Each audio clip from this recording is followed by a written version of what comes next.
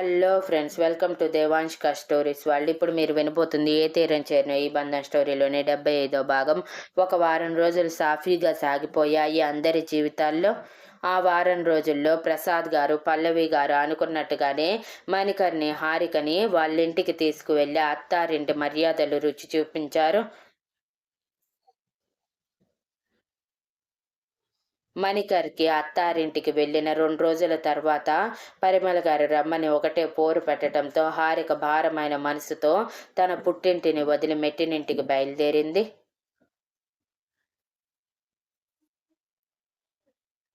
హారిక వెళ్ళిపోయాక ప్రసాద్ గారి అమ్మా నాన్నలు కూడా వారి ఊరు వెళ్ళిపోయారు. అప్పటికే పరిమళ గారి చుట్టాలందరూ, ఆఖరికి తన అత్తయ్య మావయ్యలతో సహా అందరూ ఊరికి వెళ్ళిపోయారు. వారం రోజుల తర్వాత ఉదయాన్నే మణికర్ ఆఫీస్కి వెళ్తానని అంటే హారిక కూడా ఇక ఇంట్లో ఉండి ఏం చెయ్యాలని సరే అని తల ఊపటం ఆలస్యం. అయ్యో, అప్పుడే వెళ్తావా హారిక? కొత్త పెళ్లి కూతురు నువ్వు. ఒక 2 వారాలైనా ఇంటి పట్టున ఉండమ్మా అని ప్రేమగా అన్నారు పరిమళ గారు.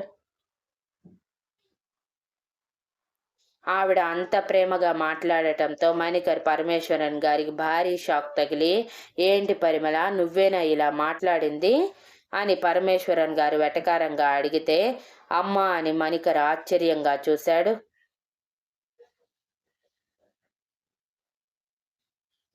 పోండి మీరిద్దరు, మరీ నన్ను లేడీ విలన్ అత్తగారిని చేసి మాట్లాడుతున్నారు.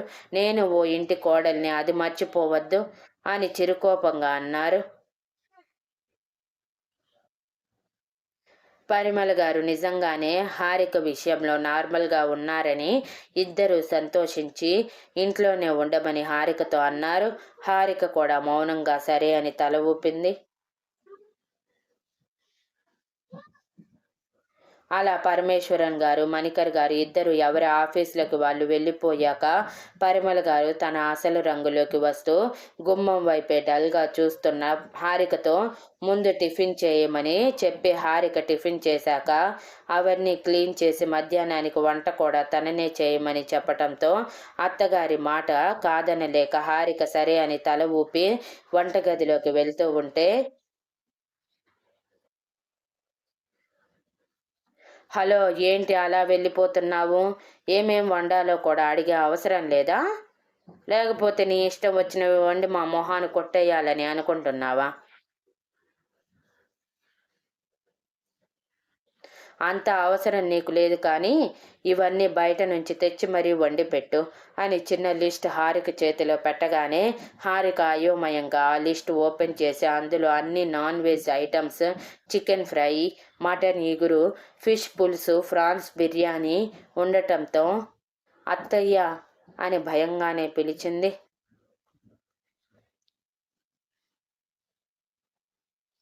పరిమళ గారు సోఫాలో కాలు మీద కాలు వేసుకొని కూర్చొని టీవీ చూస్తూ మరోవైపు జీడిపప్పు, పిస్తా పప్పు నోట్లో వేసి మిల్లాడిస్తూనే, ఏంటి అని మొహం చిట్లించి హారిక వైపు చూసి అడగగానే, అది అత్తయ్య, నాకు నాన్ వెజ్ వండటం రాదు అని నీళ్లు నములుతూ అంది హారిక. ఏంటి, నాన్ వెజ్ వండటం రాదా? అబద్ధాలు చెప్తున్నావా? పెళ్లి చూపుల టైంలో మా కూతురు అన్ని పనులు చేస్తుందని చెప్పారు కదా మీ అమ్మా నాన్నలు. మరి ఈ మాత్రం కూడా చేయకపోతే ఎలా? ఒకవేళ రాకపోయినా సరే ఆ యూట్యూబ్లో ఏదో ఉంటుందంట కదా ఫోన్లో, అది చూసి నువ్వే వండాలి. ముందు వీటన్నిటికీ నీ దగ్గర ఉన్న డబ్బులు తీసుకువెళ్ళి కొనుక్కొనిరా, లేదంటే బాగుండదో చెప్తున్నా అని వార్నింగ్ టోన్లో అనగానే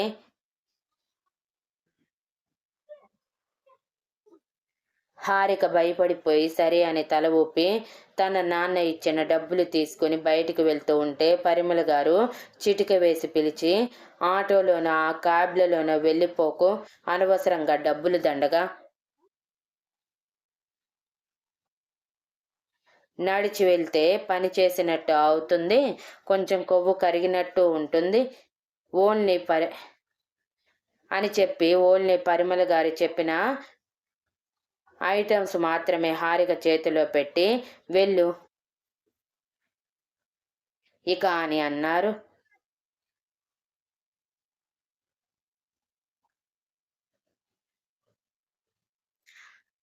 హారిక పరిమళ గారి అసలు రూపం చూసే కొద్దీ భయం మొదలవుతూ ఉంటే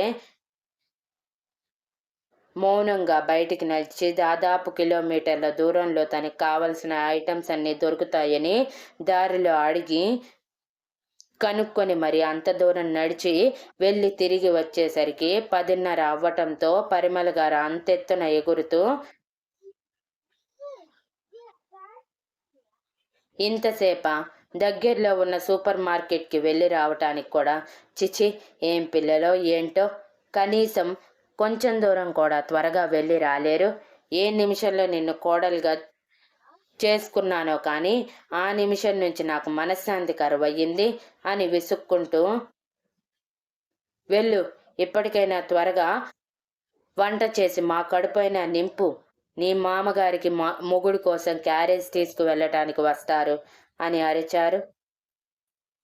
అప్పటికే హారిక నడిచి నడిచి అది కూడా ఎండలో నడవటం వలన కొంచెం లాగుతూ ఉండటంతో అత్తయ్య ఒక 10 మినిట్స్ రెస్ట్ తీసుకుంటాను అని భయంగానే అడిగితే, ఏమ్మా నువ్వేమైనా రాళ్ళు కొట్టొచ్చావా రప్పలు కొట్టొచ్చావా రెస్ట్ తీసుకోవటానికి?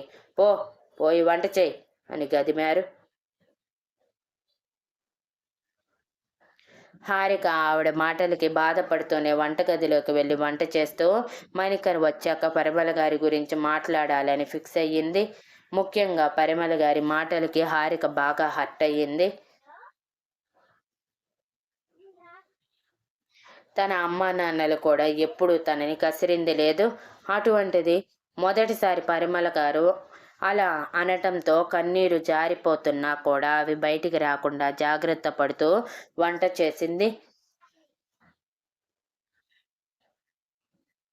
యూట్యూబ్లో చూసి పరిమళ గారు చెప్పిన వంటలన్నీ చేసి క్యారేజ్ సర్దనా అని పరిమళ గారిని అడిగితే, సర్దు, నీ చేతి వంట వాళ్ళు కూడా రుచి చూస్తారు అని వెటకారంగా చెప్పి హారిక చేతని క్యారేజ్లు పంపించి పరిమళ గారు మాత్రం శుభ్రంగా తిని రెస్ట్ తీసుకుంటానని పనంతా అయిపోయాక సాయంత్రానికి స్నాక్స్ కూడా చేసి పెట్టమని చెప్పి మరీ వెళ్ళిపోతే హారిక కొంచెం వైట్ రైస్ తన కోసం సపరేట్గా చేసుకున్న పప్పు పచ్చడితో తినేసి తను వండిన వంటలన్నీ క్లీన్ చేసేసి పడుకోవటానికి వెళ్ళాలి అనుకుని కూడా అప్పటికే టైం 3 చూపించటంతో స్నాక్స్ చేయటానికి టైం లేదు అనుకొని గబగబా కిచెన్లోకి వెళ్ళి మళ్ళీ స్నాక్స్ ప్రిపరేషన్లో పడిపోయింది.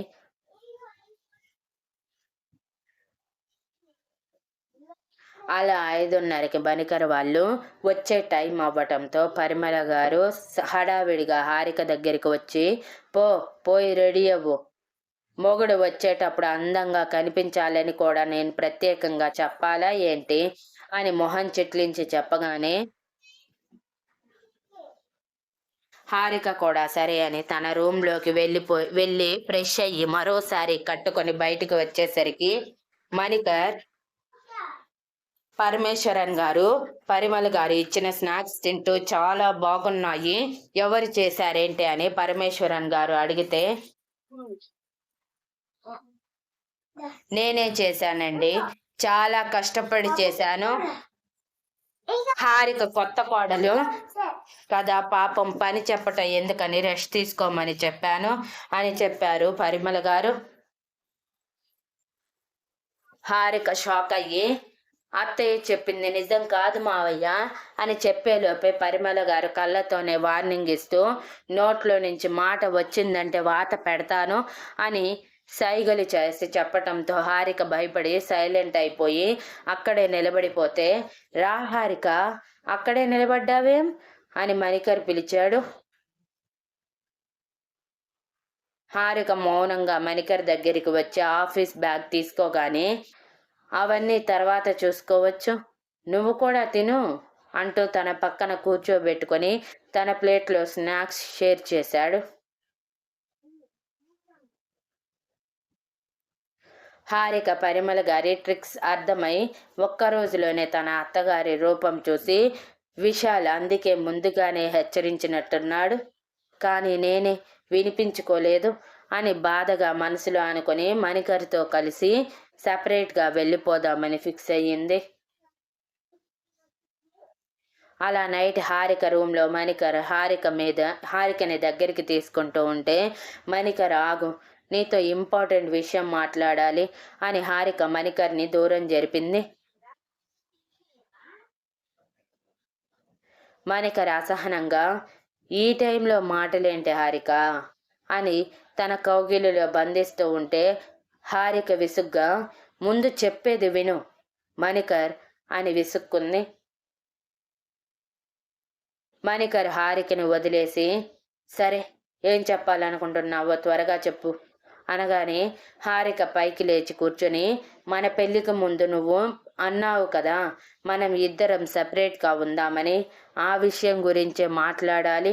ఈరోజు ఏం జరిగిందో తెలుసా అంటూ హారిక జరిగిందంతా చెప్పగానే మణికర్ కేర్లెస్గా నవ్వుతూ, ఏంటి హారిక, కలేమైనా కన్నావా ఏంటి?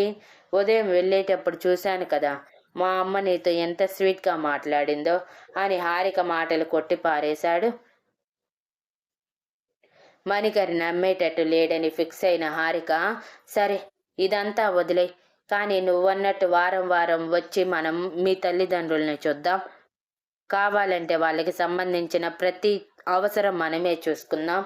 కానీ మన ఇద్దరం కొన్నాళ్ళు సెపరేట్గా ఉందాం మణికర్, ప్లీజ్. ఇలా చేస్తే మనం కూడా మన ప్రైవసీని ఎంజాయ్ చేసినట్టు ఉంటుంది కదా అని కన్విన్స్ చేసి ఒప్పించింది.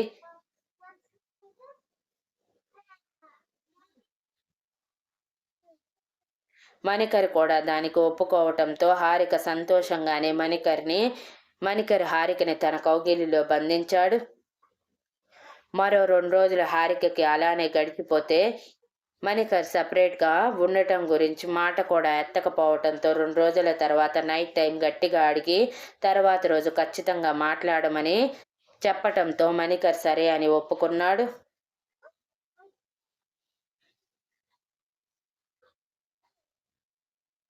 తర్వాత రోజు హారిక అన్నట్టుగానే మణికర్ సపరేట్గా ఉండటం గురించి తన తల్లిదండ్రులతో చెప్పగానే పరిమళ గారు అంత ఎత్తున లేస్తూ, అప్పుడే పెళ్ళయిందో లేదో ఈ మహాతల్లి నా కొడుకుని నా నుంచి దూరం చేస్తుంది, ఏ ముహూర్తాన ఇంట్లో అడుగు పెట్టిందో ఏమో కానీ నా కుటుంబాన్ని ముక్కలు ముక్కలు చేసేస్తుంది అని ముక్కు చేదుతూ అరుస్తూ ఉంటే పరమేశ్వరన్ గారు విసుగ్గా, నువ్వు నోరు ముయ్యవే అని అరిచారు.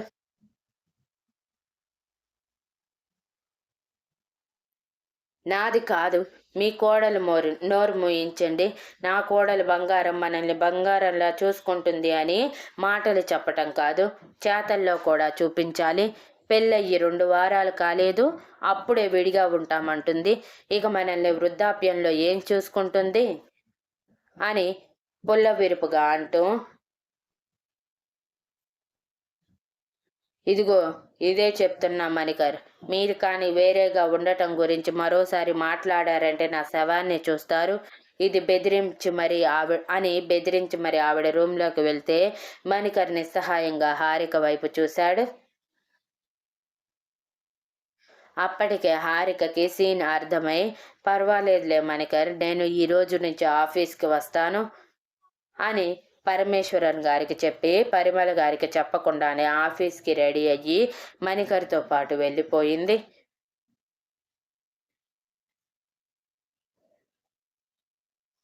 Thank you for listening and please like, share, comment and subscribe.